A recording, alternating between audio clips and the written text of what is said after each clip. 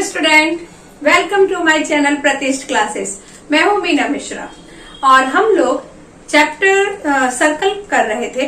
तो आज हम सर्कल का एक्सरसाइज 3.3 करने जा रहे हैं, लेकिन उससे पहले एक्सरसाइज 3.3 के जो क्वेश्चंस आप सॉल्व करेंगे तो उसके लिए आपको कुछ प्रॉपर्टी पता होना चाहिए। आर्क क्या होता है वो पता होना चाहिए, माइनर आर्क, मेजर आर्क, उसके बाद मेजरमेंट ऑफ आर्क मतलब आर्क का हम मेजर कैसे करते हैं, उसका सेंटर के साथ सेंट्रल एंगल क्या होता है, सेंट्रल एंगल के साथ आर्क का रिलेशन क्या है, और जो पूरा सर्कल होता है वो 360 का है। इस तरह की कुछ प्रॉपर्टी हम लोग डिस्कस करेंगे और उसके बाद इसमें जो दो थ्योरम है वो भी हम डिस्कस करेंगे ताकि हमें एक्सरसाइज के क्वेश्चंस करने के लिए इजी हो। और सबसे जरूरी बात कि अगर आपने अभी तक चैनल को सब्सक्राइब नहीं किया है तो प्लीज चैनल को सब्सक्राइब जरूर करिए, कि बहुत जरूरी होता है सब्सक्राइब करना। और जिन्होंने सब्सक्राइब कर दिया है thank you very much. Okay then start करते हैं। तो देखो, पहले हम पढ़ेंगे आर्क ऑफ सर्कल। तो आर्क ऑफ सर्कल क्या है कि ये एक सर्कल है विद सेंटर O, और यहाँ अगर मैं एक सेकेंड ड्रॉ कर दूं, ये सेकेंड है सॉरी सेकेंड और टेंजेंट, इससे पहले मैंने आपको एक्सप्लेन किया हुआ है। तो ये जो सेकेंड है, अब ये सेकेंड इस सर्कल को ये 2 पॉइंट पे इंटरसेक्ट कर रहा है। मतलब क्या हुआ, ये सर्कल के 2 पीस हो गए, एक ये वाला और एक ये वाला। तो ये जो पीस है ना, इसी को हम बोलेंगे आर्क। ओके, अब ये देखो, ये जो है ये माइनर आर्क होगा क्योंकि ये छोटा पीस है, और ये वाला जो है इसको हम बोल सकते हैं मेजर आर्क। अच्छा, अगर मैं यहाँ पे ऐसा लिख दूं minor arc A B, major arc A B, तो ऐसा अच्छा नहीं लगेगा और बोलने के लिए भी प्रॉब्लम होगी। इसलिए क्या करते हैं कि यहाँ पे एक और पॉइंट डाल देते हैं। अब जो हमारा माइनर आर्क है उसका नाम क्या हो जाएगा ए एक्स बी, और जो मेजर आर्क है उसका नाम हो जाएगा ए वाई बी।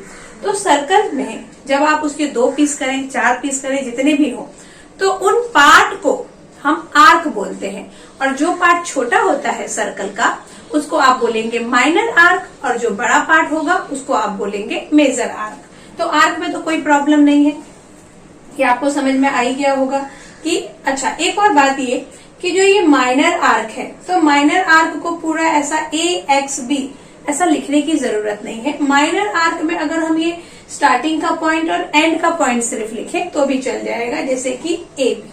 तो इसको हम क्या लिखेंगे, आर्क ए बी, और इसको हम क्या लिखेंगे, आर्क ए वाई बी।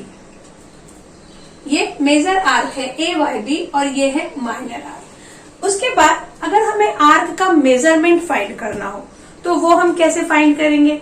तो ऐसा कुछ तो इंस्ट्रूमेंट होता नहीं है हमारे पास, जैसे कि किसी चीज का अगर लेंथ फाइंड करना हो हम स्केल से करते हैं, एंगल फाइंड करना हो हम प्रोटेक्टर से करते हैं, ये सब हमको पता है।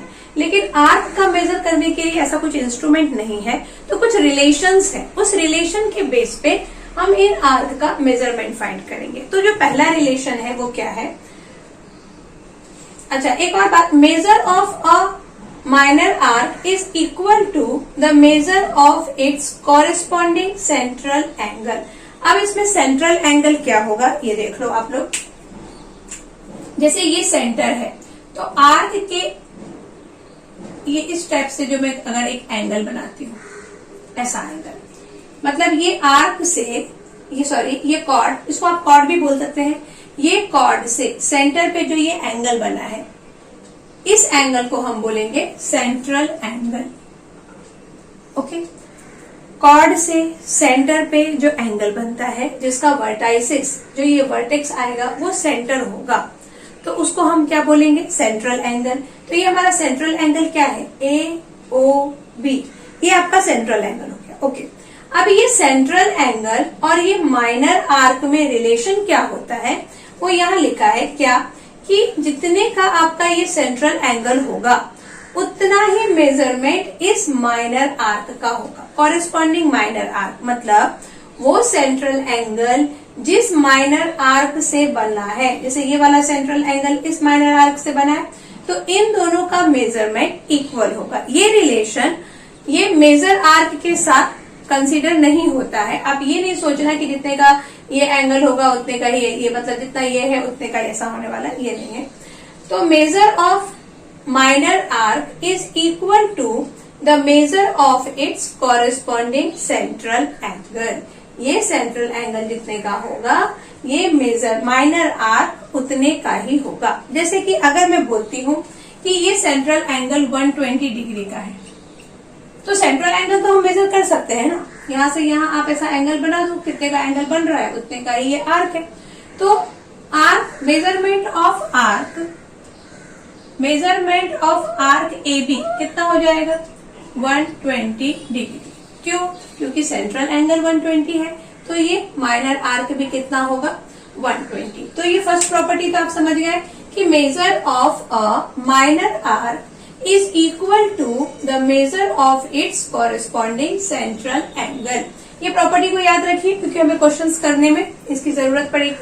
सेकेंड, अभी माइनर आर्क तो हम लोग को पता चल गया। मेजर आर्क अगर आपको फाइंड करना है, माइनर आर्क आपके पास है और मेजर आर्क फाइंड करना है, तो हम क्या करेंगे, देखो ये जो पूरा सर्कल होता है इसका मेजरमेंट होता है 360। ओके, 360 में से अगर मुझे इसकी वैल्यू पता चल जाती है तो मैं 360 में से इसको माइनस कर दूंगी, तो ये हमें मेजर आर्क भी मालूम पड़ जाएगा। तो वही कहानी यहाँ पे हुई है, measure of major arc is equal to 360 minus measure of corresponding minor arc. यानी अगर मुझे ये इसका वैल्यू फाइंड करना है तो इसका कॉरेस्पॉन्डिंग माइनर आर्क कौन सा है, ये वाला। 360 में से इसको माइनस कर देंगे तो ये मेजर आर्क आ जाएगा। ओके, देन सेकेंड थिंग क्या है, measure of semi circle arc is 180 degree. अभी सेमी सर्कल आर्क मतलब कैसा, मैं यहां बना देती हूँ। अगर ऐसा एक हमारे पास सर्कल है तो सेमी सर्कल क्या होगा, ये इसको आप सेमी सर्कल बोलते हैं, मतलब ये और ये दोनों सेमी सर्कल हो गए। तो इस आर्क का मेजरमेंट क्या होगा। अच्छा, इसमें एक बात ये है कि ये दोनों आर्क इक्वल होंगे, जितना मेजरमेंट इसका होगा उतना ही मेजरमेंट इसका होगा, क्योंकि हमने ये डायमीटर ड्रॉ किया है, सेंटर से पास हो रहा है। दोनों सर्कल की जो हाफ सर्कल है इसकी वैल्यू इक्वल है। तो अच्छा, एक और बात ये हो सकती है कि यहाँ पे एंगल कितने का बन रहा है 180 डिग्री का। तो ये जो आर्क होगा ए बी, इसको भी नाम हम एक्स और वाई करके दे देते हैं। ए एक्स बी और ए वाई बी दोनों की वैल्यू कितनी होगी 180 डिग्री। तो major of semi circular arc, तो कोई भी आर्क कॉन्ग्रुएंस कब होगा, देखो two arc are congruent if they are measures and radii are equal. वैसे भी कॉन्ग्रुएंसी के लिए हमें पता ही है कि उसका मेजरमेंट इक्वल होना चाहिए, तो यहाँ पे भी सेम कंडीशन अप्लाई होगी कि अगर आर्क का मेजरमेंट इक्वल है तो उसको हम कौन सा आर्क बोलेंगे, कॉन्ग्रुएंस आर्क। ओके, तो ये सब चीजें आप समझ गए। इसके बाद 2-3 थ्योरम है वो हम लोग डिस्कस करते हैं। तो हमारा थ्योरम क्या है, the chords corresponding to congruent arc of a circle are congruent. मतलब कि ये हमारे पास एक सर्कल है और इसमें जो कॉर्ड अगर हम दो बनाते हैं तो ऐसा अगर आप एक कॉर्ड बनाते हैं इस टाइप से, ये दो मैंने कॉर्ड बनाए, तो ये जो आर्क बना है कॉर्ड बनाने की वजह से, ये जो हमारा आर्क बना है इसको मैं नाम दे देती हूँ ए बी और यहाँ पे पी लिख देती हूँ और इसको लिख देती हूँ सी क्यू डी। ओके, तो ये आर्क बना A P B and C Q D of arc of the chords corresponding of congruent arc. अब यहाँ पे गिवन क्या है कि ये जो कॉन्ग्रुएंट आर्क, मतलब ये जो आर्क दिया हुआ है ये आपका कॉन्ग्रुएंट है, तो इसके बेस पे आपको बोलना क्या है, सर ये कॉर्ड भी, the chord corresponding to congruent arc of a circle are congruent. इन चीजों में आपको ये ध्यान देना है कि हमें गिवन क्या है और हमें प्रूफ क्या करना है, या फिर क्वेश्चन में किसके बेस पे आप क्या लिख सकते हैं। तो यहाँ पे गिवन क्या है कि corresponding of to congruent arc, ये कॉन्ग्रुएंट आर्क हमें गिवन है और कॉर्ड कॉन्ग्रुएंट होगा, ये चीज हमें प्रूव करना है। तो गिवन क्या है कि A P B is congruent C Q D. तो यहां हम लिख दें गिवन में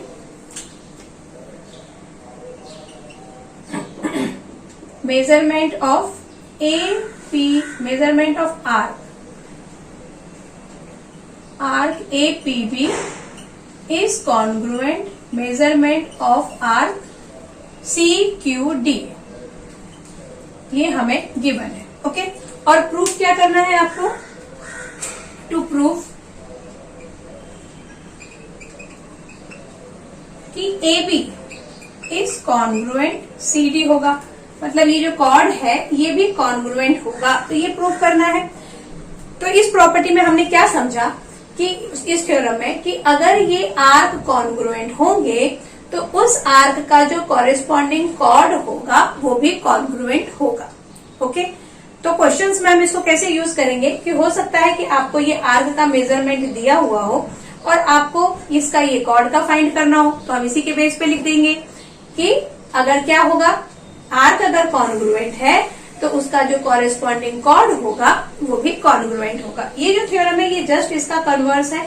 इसमें क्या है, corresponding arc of congruent chord, यहाँ पे गिवन क्या है आपको, कॉन्ग्रुएंट कॉर्ड, कॉर्ड कॉन्ग्रुएंट है, ये चीज दी हुई है, और arc corresponding arc of a circle are congruent, ये हमें प्रूव करना है कि अगर ये कॉर्ड कॉन्ग्रुएंट है, ये गिवन है, तो प्रूफ क्या करना है कि इसका जो ये आर्क है कॉरेस्पॉन्डिंग आर्क ये भी कॉन्ग्रुएंट होगा, तो इसी का ये कन्वर्स हो गया। ओके, अब हम लोग प्रैक्टिस 3.3 के क्वेश्चन से स्टार्ट करेंगे।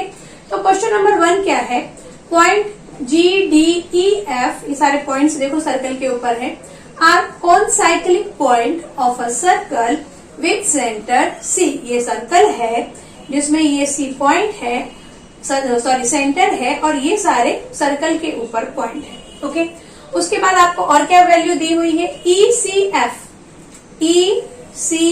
मतलब ये हमको गिवन है 70 डिग्री, आर्क DGF मतलब ये पूरा आर्क, इस आर्क की वैल्यू है 200। तो हमें क्या फाइंड करना है, मेजरमेंट ऑफ आर्क DE मतलब ये वाला आर्क कितने का होगा, and measurement of arc DEF मतलब ये पूरा आर्क कितने का होगा। तो देखो यहाँ पे हमें ये जो 70 डिग्री है इसको हम सेंट्रल एंगल बोल सकते हैं, मतलब हमें सेंट्रल एंगल दिया हुआ है, तो ये सेंट्रल एंगल जितने का होगा उतने का ही ये आर्क होगा। EF अभी हमने फाइंड किया था कि central measurement of minor arc is equal to its measurement of its corresponding central angle. तो हम यहीं से स्टार्ट करेंगे। रीजन हम यहाँ पे जो भी आपको ये सारी चीजें जो इन्फॉर्मेशन दिया हुआ है वो आप गिवन में लिख सकते हैं। जैसे आप गिवन में क्या लिखेंगे, ये सब कुछ ही गिवन में आ जाएगा, बस ये फाइंड यहाँ से नहीं लिखना गिवन में, यहाँ तक 200 तक आप क्या लिख देंगे गिवन कि point GDEF are concyclic point of circle with centre C, then this is 70 degree, this is 200 degree, यहाँ तक की लाइन आपको गिवन में लिखनी है। तो मैं सीधे प्रूफ से स्टार्ट करती हूँ, सोल्यूशन से। तो हम क्या लिखेंगे, measurement of arc EF is equal to 70 degree, और हम रीजन क्या लिखेंगे, minor arc is equal to its corresponding central angle. ये हमने लिख दिया, तो ये 70 डिग्री था, तो ये भी हमारा 70 डिग्री आ गया। ओके, अब हमें फाइंड करना है DE। तो DE किसके इक्वल होगा, हम 360, ये पूरा जो सर्कल होता है ये 360 का होता है, तो 360 में से अगर हम ये वाला आर्क माइनस कर दें और ये वाला आर्क माइनस कर दें, मतलब ये दोनों आर्क अगर हम माइनस करते हैं तो सिर्फ क्या बचेगा, मेजरमेंट ऑफ आर्क DE बचेगा। तो हम ऐसे ही लिखेंगे, यहाँ पे हम यहाँ क्या लिखेंगे, measurement of arc DE is equal to क्या होगा,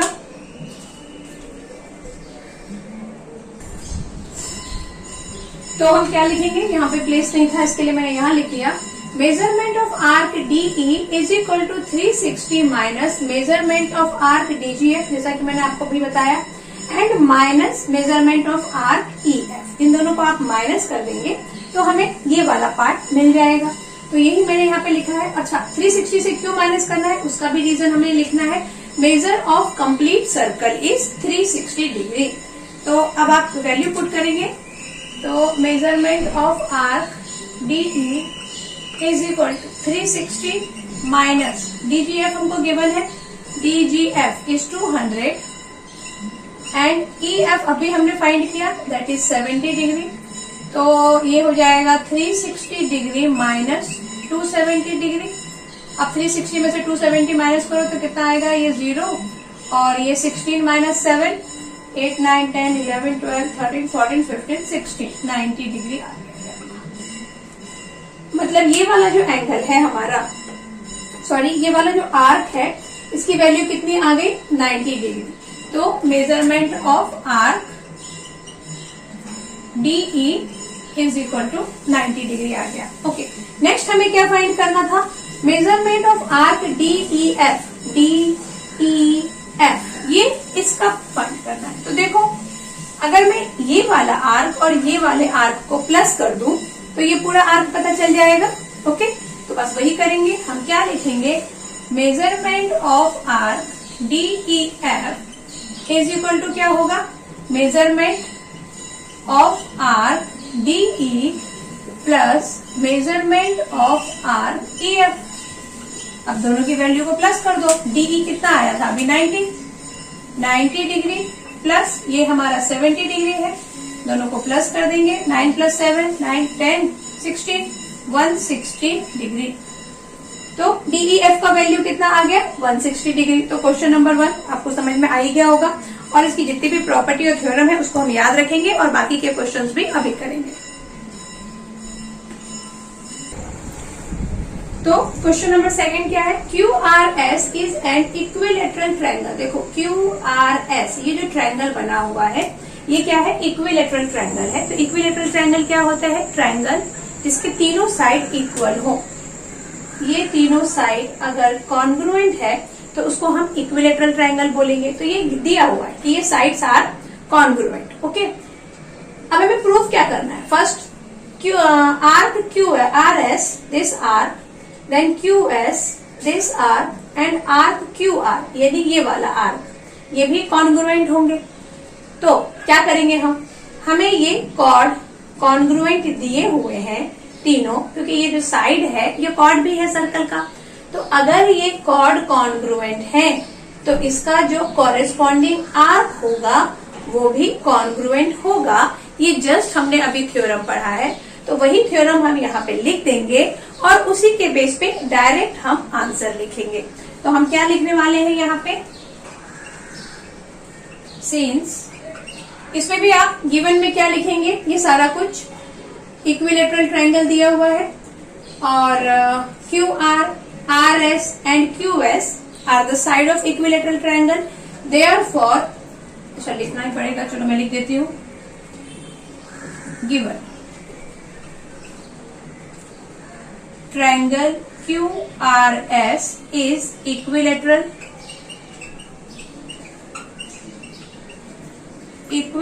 triangle.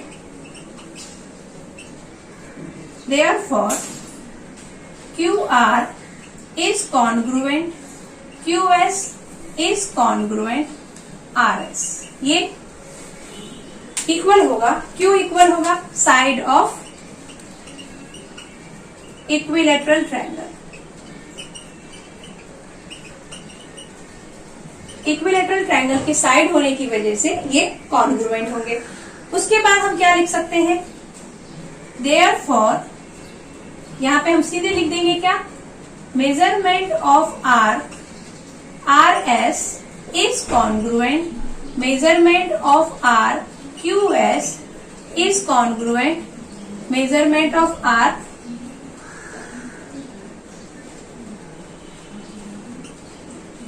RS QS लिख दिया तो ये QR बचा है, QR। क्यों कॉन्ग्रुएंट होगा ये, इसका रीजन हम क्या लिखेंगे, chord corresponding to congruent arc of circle are congruent. Chord corresponding to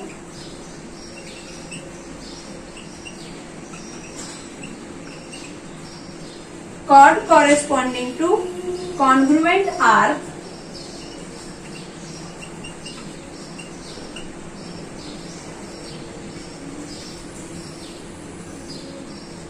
sorry यहाँ पे कन्वर्स वाला आएगा, हम क्या लिखेंगे, corresponding arc of congruent chord of a circle are congruent. Corresponding arc of congruent chord of a circle are congruent, क्योंकि इसमें हमें chord congruent दिया हुआ है और उसके बेस पे हमने arc को congruent लिखा है। तो हम क्या लिखेंगे यहाँ पे, chord of corresponding congruent arc is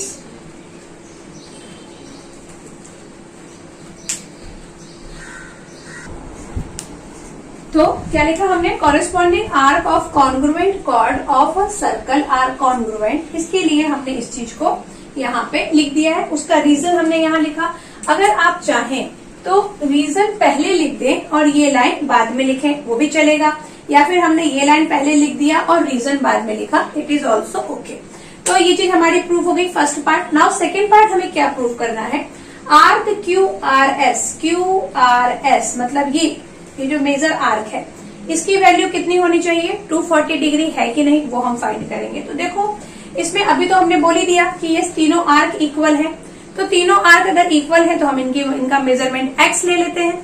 तो हम क्या लिखेंगे सेकेंड पार्ट को प्रूफ करने के लिए, लेट मेजरमेंट ऑफ आर्क क्या ले लें, R S is equal to measurement of arc Q S is equal to measurement of arc Q R is equal to X ले लिया हमने।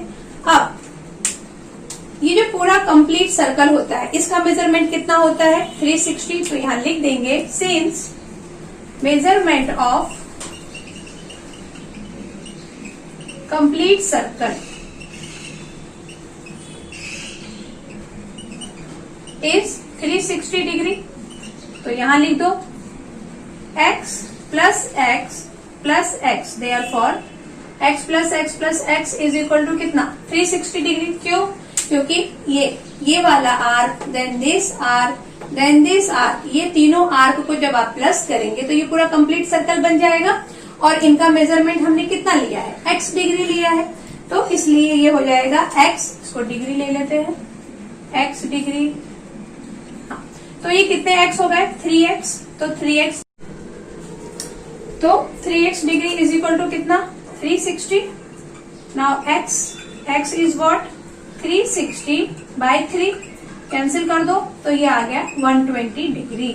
तो x हमारा आ गया 120 डिग्री। मतलब क्या कि एक आर्क का मेजरमेंट हमें 120 मिल गया है और हमें QRS फाइंड करना है, QRS। तो इस QRS में आप देखेंगे कि दो आर्क इंक्लूड है, ये वाला और ये वाला। तो हम क्या लिखेंगे यहाँ पे, measurement of arc QRS is equal to क्या होगा, measurement of arc QR plus measurement of arc RS।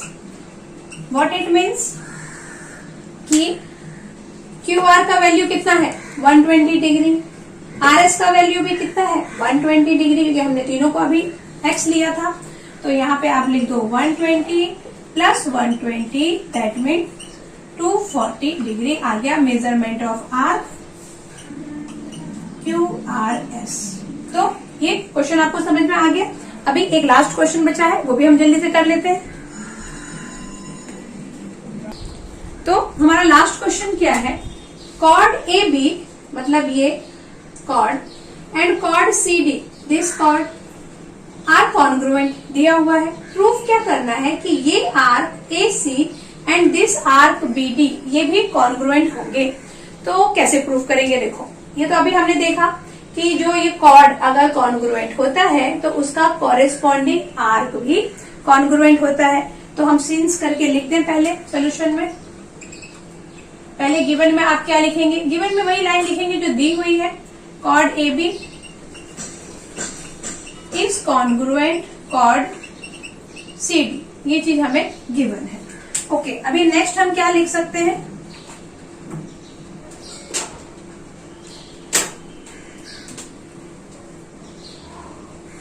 Since क्या लिखेंगे, आर्क ऑफ कॉन्ग्रुएंट